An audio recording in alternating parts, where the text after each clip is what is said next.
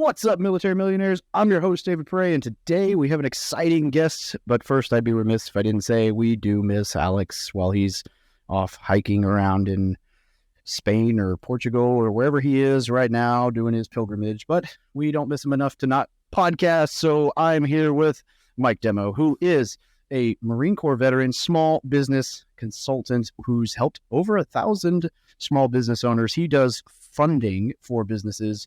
He runs acquisition-based funding. He does funding of all sorts. He's done some really freaking cool deals.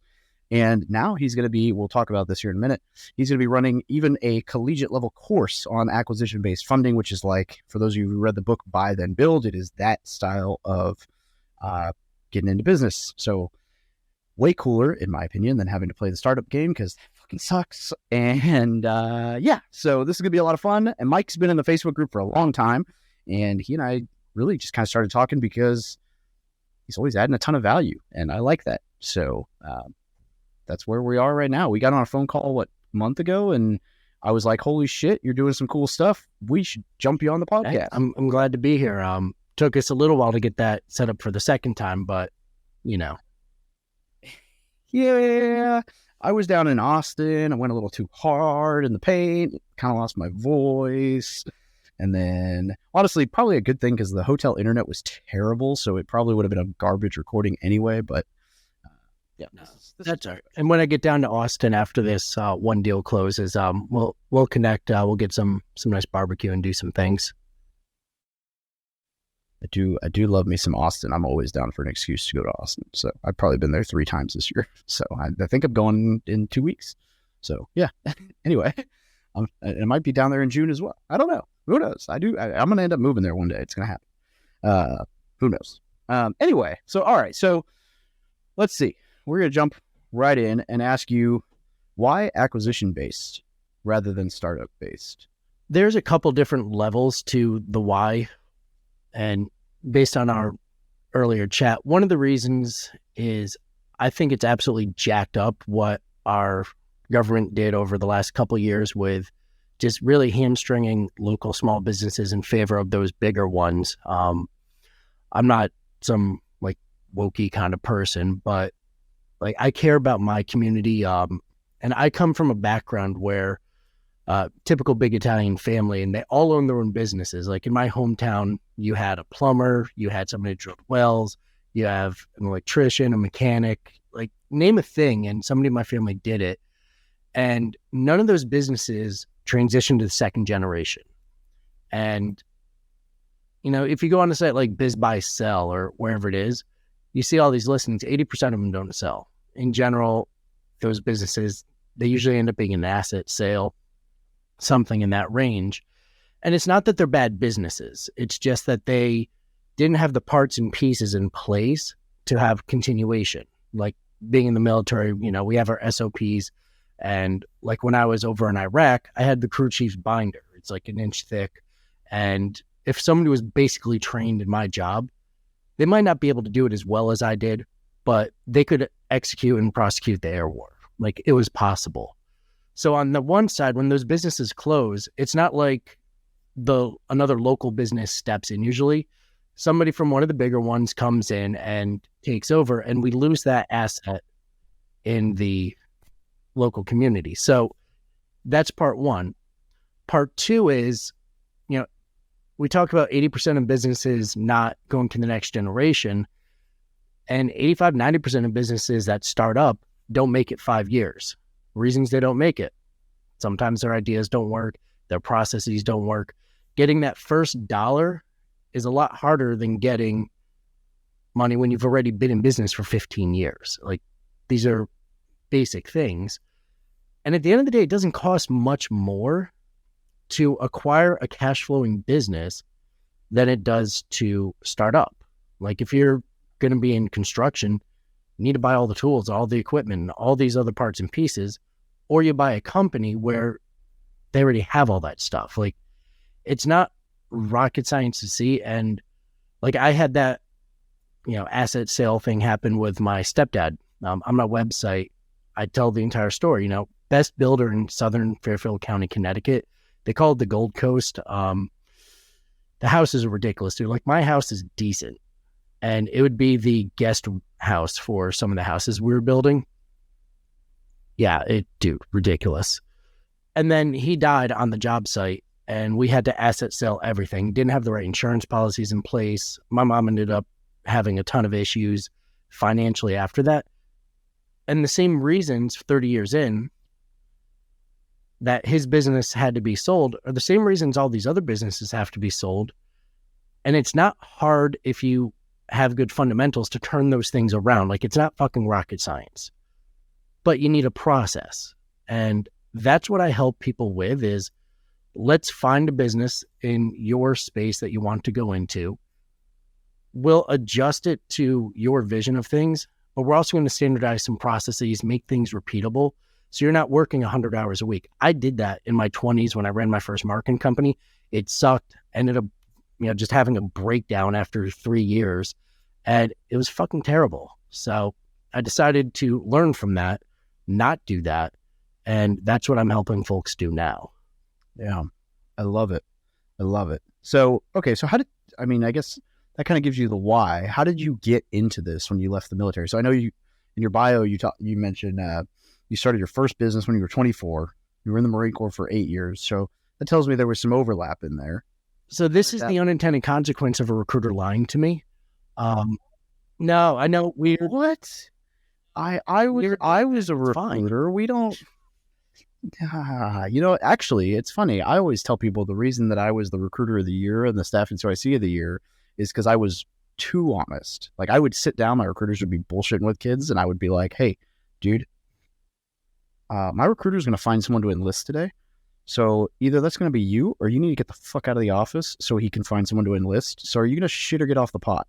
And the recruiters would like freak out, and then the kids would like sign the papers. Dude, it's solid. So I was supposed to be an air traffic controller, and so I live in Southwest Connecticut, and this is back in 2000. Like, there's $100,000 a year jobs back then doing air traffic control at any of the major airports. This is going to be dope. I could do it as a reservist, make $100,000 a year, like, sweet.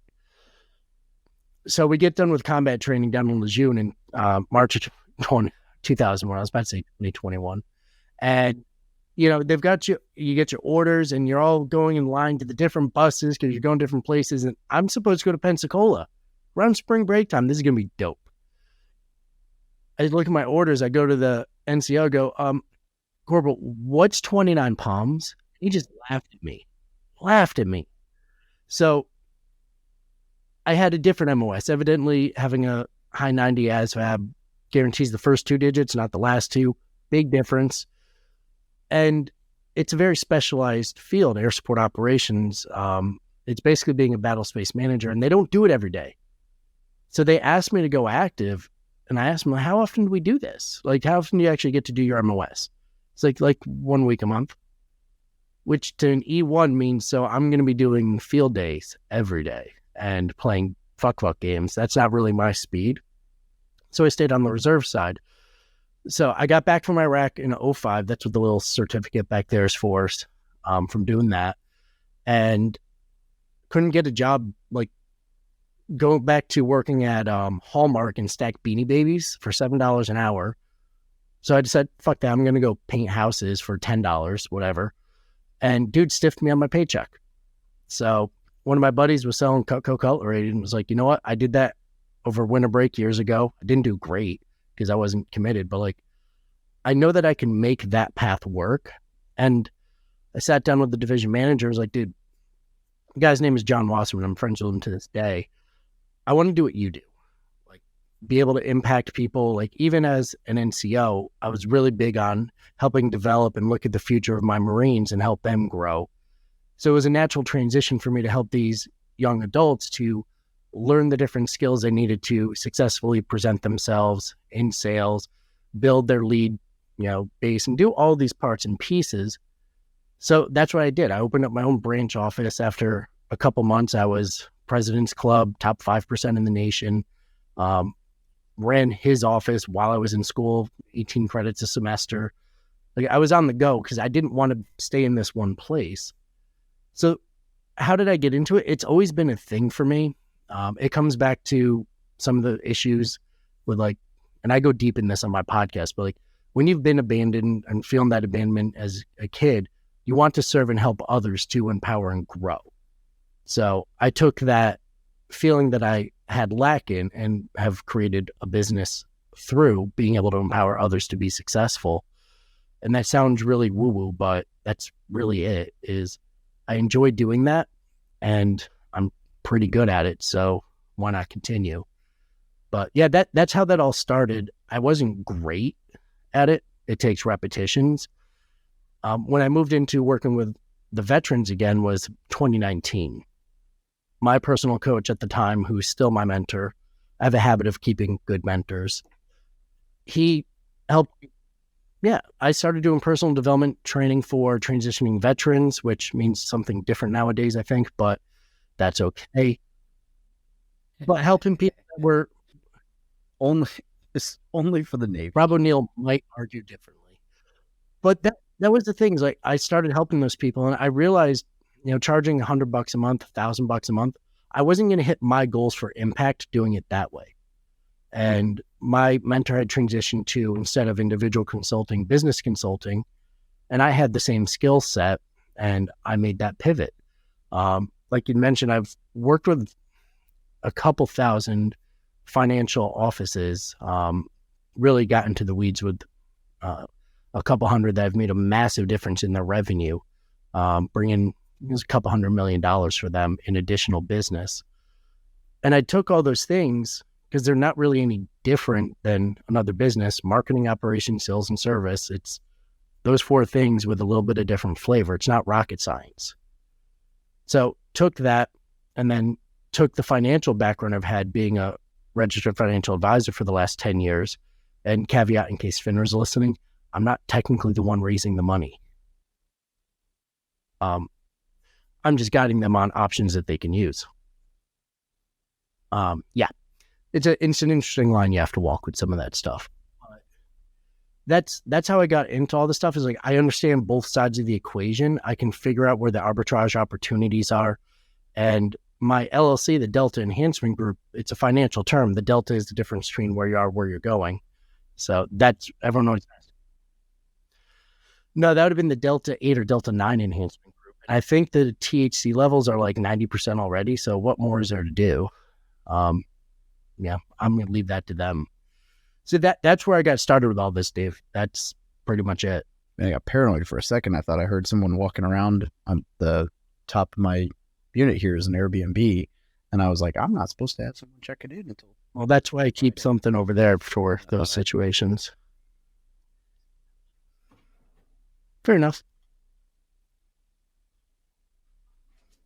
That's not what I was paranoid about. I was just paranoid that my Ducati is in the garage and the door between the office and the Airbnb is not secured.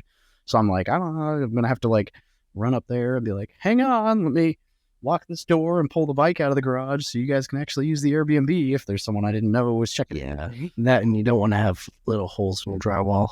It gets unfortunate. Yeah, no. Actually, I had a really funny idea for a short today. I'm trying to do more comedy stuff. And so I think I'm definitely going to like buy blanks for this and do a desktop in one of my shorts at some point and see. I know TikTok will ban it, but I don't think the other platforms. Some of those, when people pop themselves in the leg, they get a lot of views. Yeah, well, I mean, I know, but I mean, they didn't take those down. Yeah. Dude thinking he's really cool. Well, we shot my most viral video on TikTok is me and my buddy Hugh touring his missile silo in Kansas. And the same day, like literally we ended that, and before it was even posted, we filmed another video where we went back down the tunnel, grabbed his M4, came down and basically shot a round off into the abyss that goes like 18 floors down. And basically the clip is Hugh going, I wonder what this will sound like. Oh, we got to make sure there's no bears down in that thing. No one's been down there in years, so make sure there's nothing down there. You know, that thing didn't last 5 minutes on TikTok before it was gone. And I'm like, dude, we shot this thing literally 18 stories into the ground in a decommissioned missile silo bunker. Like, you can't get much more safe than into 4 stories of water, 18 floors underground. But nope, No, not no. TikTok safe. The algorithms don't really work for that kind of stuff. They're focused on other things. So that's all right. Yeah. Anyway, so I digress. All right. So, all right. We're going to take this in a weird direction. I'm curious. Somebody like me, we're not going to talk the real estate stuff because that's easy. But somebody like me who has a super abstract business that has recurring revenue through online education stuff, are there funding options available for something like that? And I'm curious, not necessarily because I'm actually looking for funding, but just because I've always thought, like, I don't even count it on like my net worth tracker because I'm like, I don't even know if I could sell this thing with a multiple. I know what my revenue is, but like in my head, it's like, how do you sell a brand? You know, it's just like a online platform with a Facebook group. Like, but if I disappear, then what? And so I'm just curious your thoughts, if that's even a thing, like if you've seen anything like that. There are people that are going to buy something like that. And this goes for all businesses. It's like, I'm looking at buying this trucking company. It's probably going to be somewhere around 40 mil. For everything that the owner does, I subtract money. So if he's helping in the marketing, that's one more marketing person at $100,000 a year.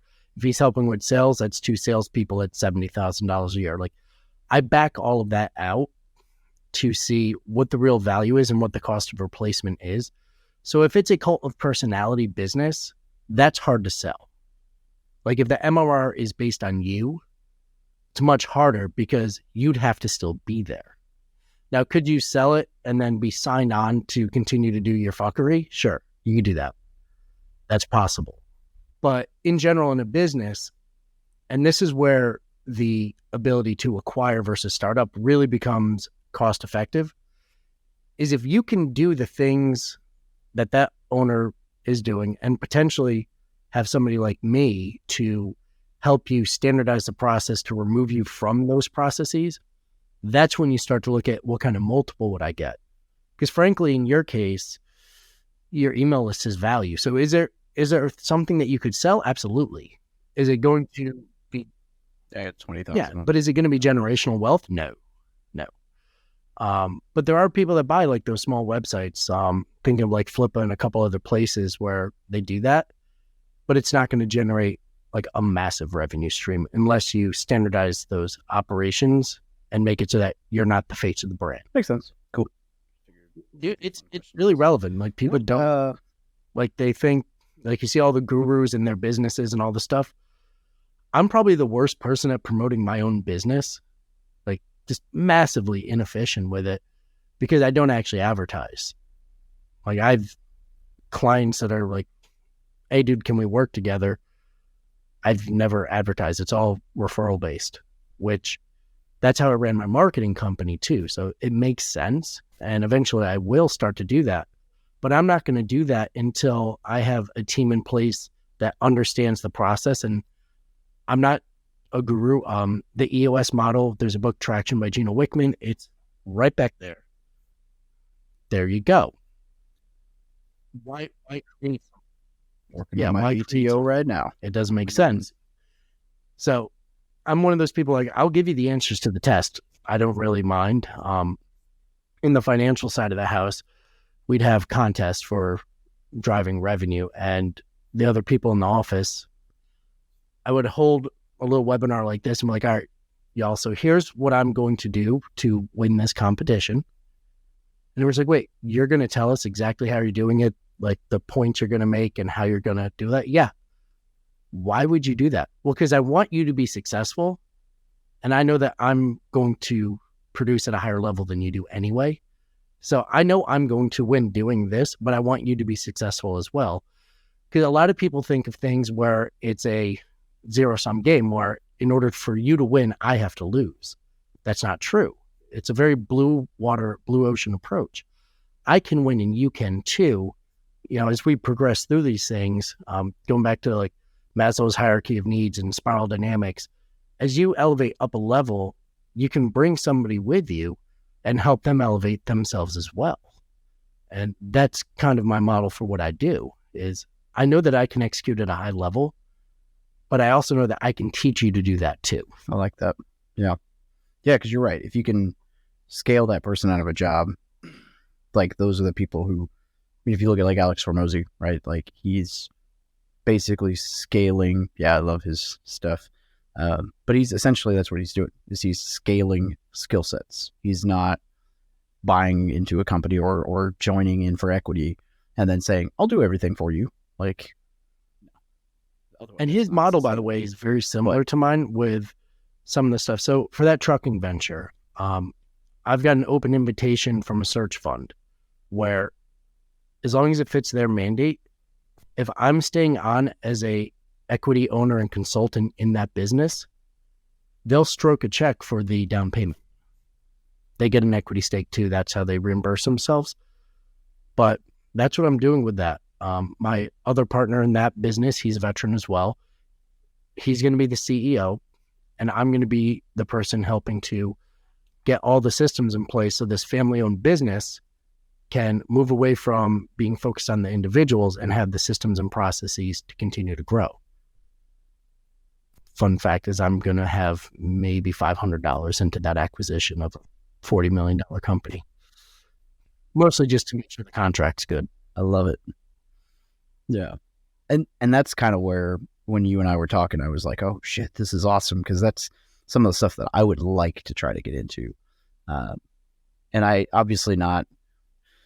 I'm not quite operating at your level, Bob. I say quite operating at your level. Like I don't have the experience to operate at that level yet. But I've been playing with that idea with local businesses where I'm just like, dude, I look around and I'm like, God, some of these guys are so bad at just the marketing and ops. And I'm like, even something as simple as automating how they take payment and marketing, and I could double your revenue. Give me a quarter, and I guarantee you. Prime example, and I'll go on a fucking podcast and say it because I've tried to pay these motherfuckers for 2 years now, so I don't even feel bad just blasting them. I don't even know the name of the freaking company. I probably got his business card around here somewhere. My fucking lawn care company at this house. I have owned this house since July of 2021, and I have not paid him once because he doesn't know how to take my money. He has invoiced me, and I've replied to the email and been like, hey, dude, there's no address for me to send the check, and there's no payment link. How do you want me to send you the money? Nothing. Every time. No response. When his guys come through, like the first time he came by, they were like, hey, we'll do this for free. And then after that, it'll be $40 a week. I was like, sweet. And that was the first time I met the owner, the only time I've ever seen him. And I was like, hey, how do I pay you? Like, I'll just set it up right now. And he's like, oh, here, write your email down on this piece of paper and I'll send you an invoice. And I was like, can I just set it up automatically right now? I hate checks. Like, I have the same checkbook for the last 15 years. I don't use it. I kid you not, man. His guys come through to mow my yard and I flag them down for like the first 6 months. And I'm like, hey, I owe you guys money. And they're like, oh, you got to talk to the owner. And I'm like, and so I reply to the email, no response. After like 6 months, I'm like, you know what? This fucking dude can just find me when he wants my, I probably owe them $3,000 in my yard. Same way. And shameless plug. At this point, I'm like, hey, shameless plug. Free grass. My podcast, Intentional Disruption. Episode 109. I literally talked about this because my landscaper, he's a young kid. God bless him. Jesus. Like, there's just some stuff. So, like, I don't live in a poor neighborhood, and I don't want that to come off the wrong way. Dude, this is a Class A. This is the nicest house that I own. Like, I live in the poor part of my neighborhood. Like, my house is only... This is a 4,800 square foot, like, 3.5. You've got me... duplex. You've only got me by like 1,000 square feet. It's funny. But, like, I'm in the poor part of my neighborhood because there's $20 million houses down the road. Oh, yeah. Well, this is like this is Connecticut. Like, everything else. But... yeah. Yeah. This is so, Missouri. Like, in the front yard, my wife wanted to get rid of the gravel that was here when we moved in. She wanted river rock. Ironic because the dude's name is River, but we'll leave the rest off for that. So, all right, dude, like pull everything out, put down fabric, put in the river rock. It's like 3-inch rock, and just do it. He was like, so he got it done, and it was thinner than a Djiboutian. And like, what do you do? Like, dude, I can see all the fabric. Oh, well, it's, I didn't want to, do 2 truckloads. Like, just get the fucking rock. I've come, like, my time is valuable. I charge people hundreds of dollars an hour just to have a conversation to help their business. It's actually more than that now, but back then, like, dude, just order 2 loads of rock. And then, like, with those things, like, and then he didn't bill us for months and months. I actually told him, like, I gave him the exact thing I mentioned in episode 109. It's not rocket science. Calendly, Stripe, even though I'm not a fan of them, but like for simplicity, and then QuickBooks. 1, 2, and 3, they all go together, and you can bill for the service ahead of time, do all those things. But how many small businesses don't have something like that? And all of those are basically free. They cost a percentage, but like there's not like a retainer. I think QuickBooks makes it. Yeah. In Stripe, you can set up a recurring payment on the spot. I do it with my standing there on your phone. Like, hey, dude, you want me to do your lawn? Great. Here, we'll do it 1 week free, but then we'll set your information up right here. And next week it'll start. It'll be recurring. All you got to do is go here and hit cancel whenever you want me to stop coming. Great. But again, like something like that, there's so many businesses like that. And, say you're a vet and you wanted to get into landscaping, you could buy one of those companies and have all the stuff you need. Like, the reason businesses fail is because they don't know who they're talking to and they don't have a process. That's 90% of it. Like, people will say, oh, well, it's the economy and this and that. Look, I sold high-end kitchen cutlery during the 2008 recession. So my first branch office was in 2006 after I got back from Iraq. The next summer, opened up a branch office because I was in college. 2007, I deployed to Djibouti. Got back in 2008. That's when I transitioned out and it was a shit show. Again, no jobs. I didn't have a degree. I'd run a war, but no degree. So you can't get a job in like a company. So I went back and sold Cutco, and I did 50% more business than I did in 2006. In 2009, when like everything was really bad, I doubled my result from 2008. I didn't do it the right way. I worked 100 hours a week and I burned myself into the ground, but like I made more money than my parents do. And I was 26, but I hadn't learned the lesson about properly delegating some of the different systems in business. And we were at a different point in time where you can have fractional work. But my mentor, one of the most important things he told me is, know your worth. And if you can pay somebody else to do that job for less than what you make per hour, pay somebody else to do that job so you can be more productive. Like, I used to edit my own podcast. I did it for 100 episodes. Now I pay this dude in the UK $25 a pop, and he comes up with all the description. He edits out the long pauses I have because I don't talk quickly. It's fine. I explained I do it for a reason, but yeah. People don't have the attention span nowadays. Yeah. Nope. You gotta, no, for sure. Yeah, I edited my own shit for like 30, 40 episodes, so I get it. Yeah. Although, to be fair, I didn't really edit it. I just cut the ends off and called. Well, and then you add your intro, your outro, and all that stuff. It's, it's not rocket science to use Libsyn or something like that.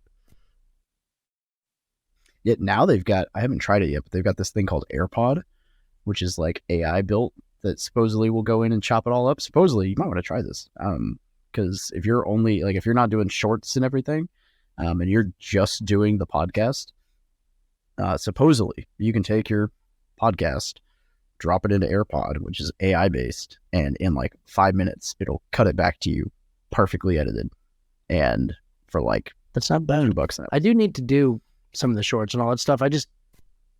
I'm not following all the traditional social media things where like you need to post every day, you need to do this, you need to do that. Like, it takes time. And I mean, I'm up at 4:30 already, do the work that I need to do for the business, but I'm committed every day. My son gets up at 6 and he spends a half hour with me. We go on the back deck. He has his milk and a banana or an apple or whatever he's going to have. I have my second cup of coffee, and we share, that connected time with each other. And I'll be fucked if I'm going to skip on that to post on social media. I'm just not doing that.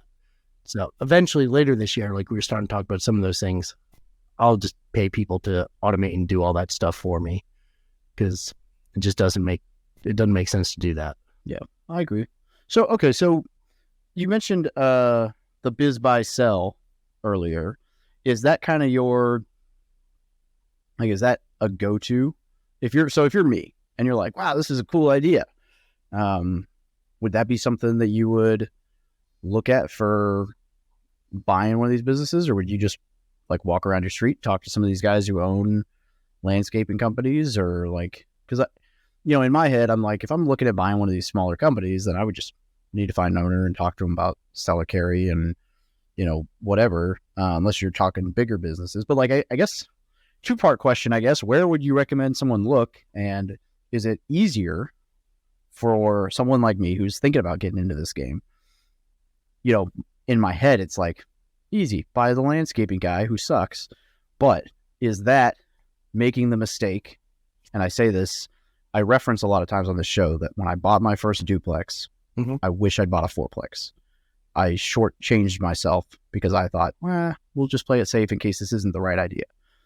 Is it easier to buy like a business that's doing 50 to 100,000, 200,000 in revenue, or to go to like non-recourse debt size, 5-10 mil, full on actual legitimate multiple employee bank finance SBA business where you can jump in with like a search fund and go big, where you can, because in my head, I think that might actually be the easier route if you know what you're doing. So it's an interesting question because there's two answers. Perfect. I like that. Now, I'll break it down Barney style. So a biz buy sell means you're using a broker, which means it's like buying a used car. There's margin built in, usually 10-15% that the broker's going to have. So the seller's already essentially discounted their business by 15%, and nobody wants to sell their baby for cheap. They're also being told that their business is the most amazing, beautiful baby, just like everybody thinks their kids are, like that. So it's harder to transact, but at least like they've started some of the process of making sure it's not a clusterfuck. And I say that, so this room right now, the windows are open because I haven't done HVAC in here, because you can buy a house for over $500,000 in Connecticut and not have central air. Weird. So the question is, it's going to be $40,000 to do HVAC. It's amazing how different fucking markets are. You couldn't buy a mobile home in Springfield, Missouri that doesn't have HVAC, I don't think. Like, that would just be like... Well, when I bought this house in 20, my office is about 800 square feet, and it was just studs. Just unfinished space. If you're listening in Connecticut, there was a permit pulled. I just used it because that's the law. But like the rest of the house doesn't have it. Like, never came with central air. It just didn't do it. So I was looking at doing that. It was like, give me like $40,000. And I was like, fuck this. I can buy a company that does that for less money than it would be to get that installed. That's stupid. So I looked at one that's a town over, really good name, been around for 20 some odd years, had good contracts with like municipal businesses and then individuals they would work on too. Got one $700,000. That's $70,000 up front, 10% down, not too bad. But you could have structured the deal so it was basically the same amount of money. But he did everything. He was still involved in the sales process. He would still do the estimates. He would still do. And then we got to the vehicles. And this is where this trucking deal is getting a little complicated too. So the guy was like, oh, and it comes with my trucks. Like, motherfucker, you owe $50,000 on your 3 trucks. And you already took the $179 depreciation on them. So they're not only worthless, they're actually less than worthless because you have a liability attached to them.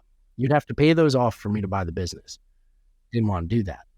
And I talked to the broker. I was like, dude, I mean, he shouldn't be selling this business right now. It's not ready. This is an asset sale right now.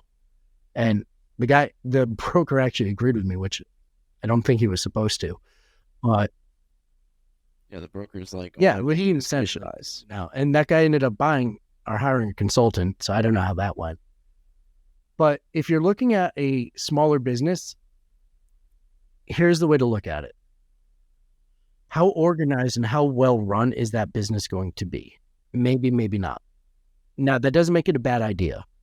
And especially if you can Might do be the opportunity. in equity, like you just mentioned, you're really good on the marketing side of things and setting up all, like the payment processing. If you can start off, hey, I'm going to fix these parts of the business, make sure this is a viable business. You give me 25% of it, earn your equity, and then buy out the owner. You could do something like that and have basically no money down. It's possible. There's 10,000 gurus out there with a course on how to do it. Roland Flazier's is actually pretty decent, but he doesn't talk about the nuts and bolts. You had the VTO up, so you know the nuts and bolts I'm talking about to actually make the business run smoothly. But like with the deal I'm doing, that's for a hard seltzer company. And I'll leave the name out of it, but if you're in the veteran community, you probably know who the owners are. We started talking last year because they'd mentioned on their podcast, they're trying to raise a couple million, like money for their seltzer company. It's like, so I sent the guy a message because one of my clients is also his doctor. So I was like, hey man, I need to get a hold of him. And just talking, I was like, dude, what's going on? Like, how much do you actually need? It was a couple $1 million, like no bigs. This is before the Fed went absolutely ape shit with their rates and fucked everything up for everybody for some time. And I learned a valuable lesson because I have connections in family offices, different funding opportunities. It's easier to get 8 figures than it is 7 or 6, 10 times out of 10. Like if you told me you've got a business with a 40% margin that you wanted to buy, you're going to probably pay 20% interest. You might be able to do it for a little bit less, but probably not. But I can get you that money in 90 days. Like I know the people to talk to and they'll take care of it. Because again, I don't technically raise it for all that other stuff. But like it's easier to do that. So the question for you would then become, if you understand the process of running a business, why not look at the more expensive business, one that's doing over $1 million in EBITDA or profit, if we're keeping it simple, and then start to buy up those smaller companies with your earnings. For anyone listening who you just blew their mind, EBITDA, I'm going to mess this up, earnings before interest, taxes, and appreciation. Okay. Yeah. So just. Well, that's why I simplified it to profit. I just realized we're used to acronyms. No, I know. I just wanted to make sure I actually said the acronym. But in general, dude, it's just that simple. It's complicated, but simple. But that's one of the things, like at UConn this year, I'm going to be teaching. Because I was one of the guest judges for their business pitch competition at the Entrepreneurial Bootcamp for Veterans. And I saw some of these ideas, and a lot of them are good, but they're not unique enough where you couldn't find a business that's already doing that and has revenue and then bolt on your idea to it and create another vertical. So why not do that? And like, I don't get anything from UConn to do that stuff, but just making people aware that there's a different way to go about it. If it helps more of our community start owning these local businesses. And, I personally think that veterans are a very good source or pillar in the community. We might be a little bit dirtbaggy at times, but we tend to have good ethics and like really stand up individuals. And I don't see how it doesn't help a community to have somebody from our tribe own the local business, sponsor the soccer team and all that other stuff versus having some, large cap corporate that puts another location in and all those money gets sucked out of the community. Doesn't make sense to me. Yeah, absolutely. All right. Let's see. A couple questions. We're always going to get spicy. This is, mild salsa. Mild salsa at best. Oh, no. I just meant that I was going to ask you a question right out the gate without jumping into your story first. I don't know about spicy. I got to keep it to where all the listeners know what's up. Um, we don't talk small business or business enough to dig way in. We just might have to do a part 2 where we go much deeper into business once Alex is back. He's doing a pilgrimage. He's doing the Santiago de something de Camino. There's a few out that way, like where there's like these. Yeah, from Portugal to Spain. He's doing he did part of it last year, like 80 miles. He's doing like 100 and something this year. Super cool. Living his best life. So, all right. So I guess, well, we'll roll this piece up. Somebody who's looking to get into the acquisition side of business, what would you say is like your favorite resource that they should look at for learning about that? That's going to depend on if they intend to run the business or if they intend to hire somebody to run the business. So if you're going to run the business yourself, first you need to learn how to run a business. The stuff that you know about the EOS model, that's very good for that. Scrum by Jeff Sutherland, a very good book on the agile mindset. Built to Sell by John Warlow, so you have an understanding of how to really focus in on the key competencies of the business. Very good things to learn.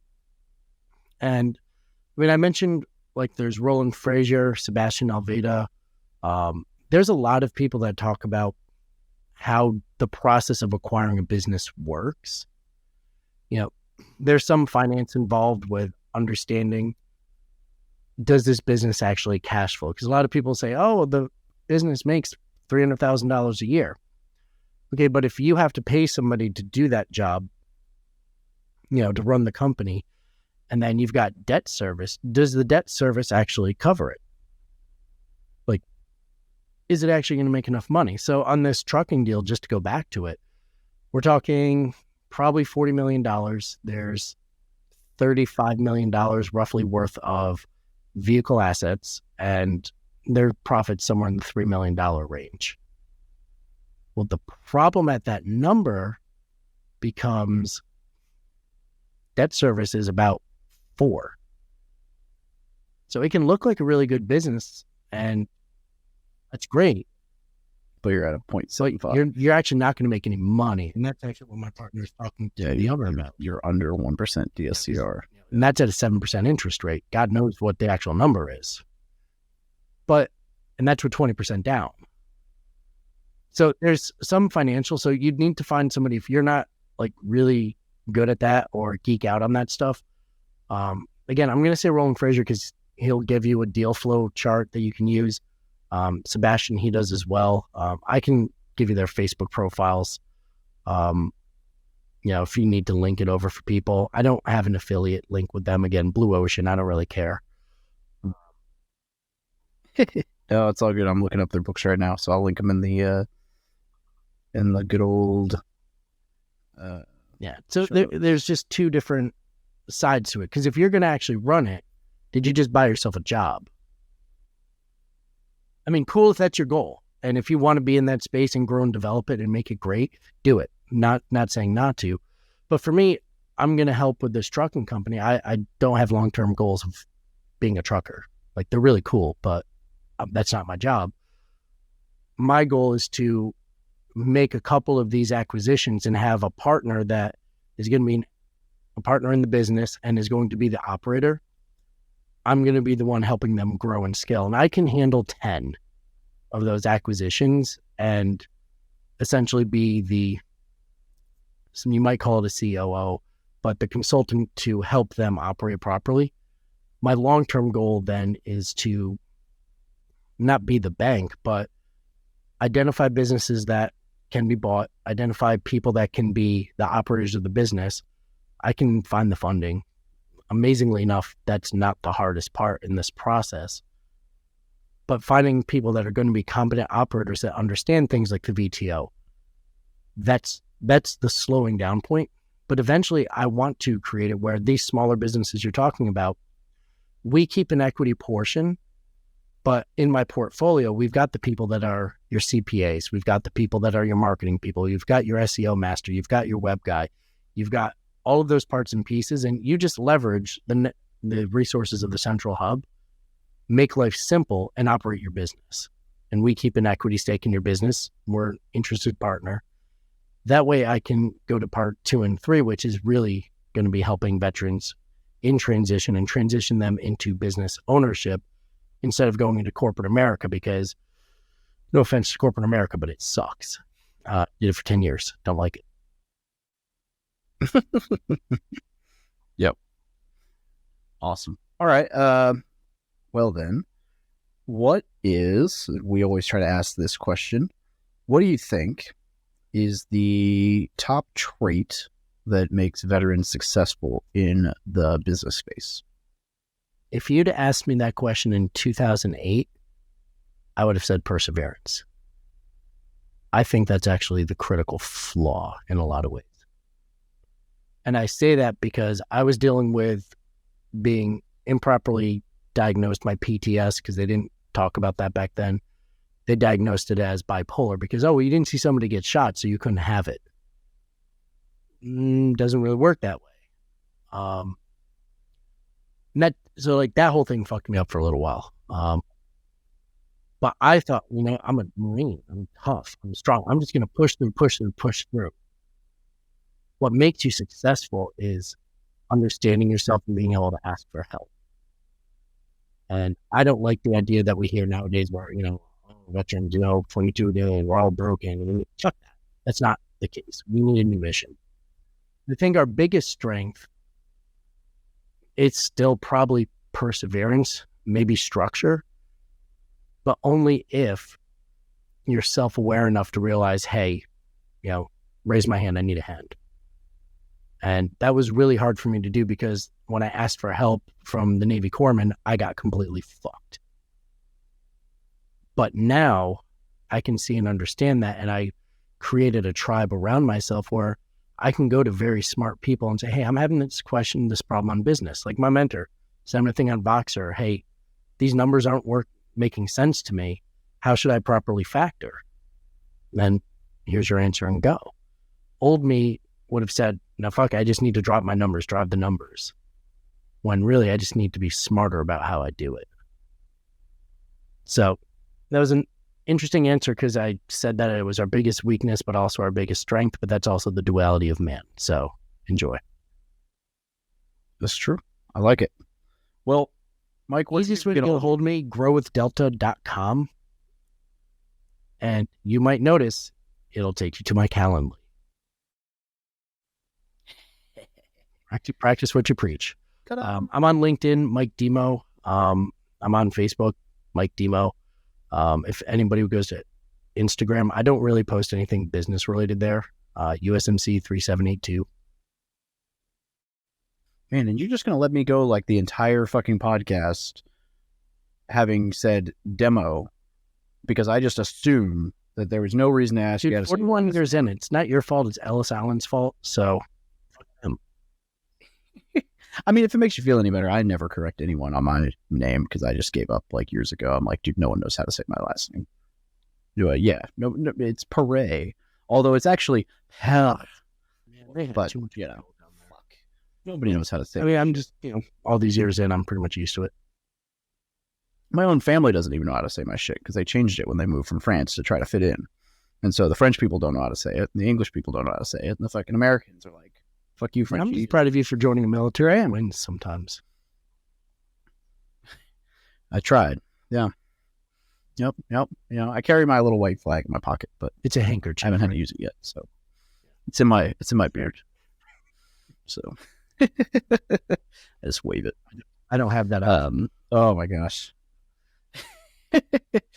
Oh man, Mike, this has been a lot of fun, and I think we should do a part 2, go a little deeper into some of the weeds and some of the numbers. But I definitely am going to have you come talk to the mastermind. We're going to deep dive there.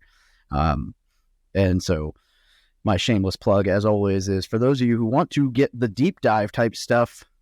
This episode is sponsored by the War Room Mastermind. So you got the deep dive and the real, the good stuff. That's where the good stuff happens, right? The people with skin in the game. So come join the mastermind. But Mike, this has been awesome. Yeah, man. Really glad we finally got to do week. this. Hasn't that long, whatever. That's half a month. 2 weeks? Half a month sounds so much. That's what guys do. And yeah, most guys are pretty short-lived. that's you, problem. On that note, Absolutely glorious.